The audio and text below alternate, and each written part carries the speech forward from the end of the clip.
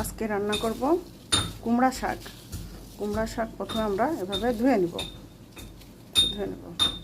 তারপরে কড়াইতে পেঁয়াজ, কাঁচামরিচ, রসুন দিব, আদা বাটা, রসুন বাটা দিব, লবণ দিব, হলুদের গুঁড়া দিব, মরিচের গুঁড়া দিব, তারপরে শাক ঢেলে দিব।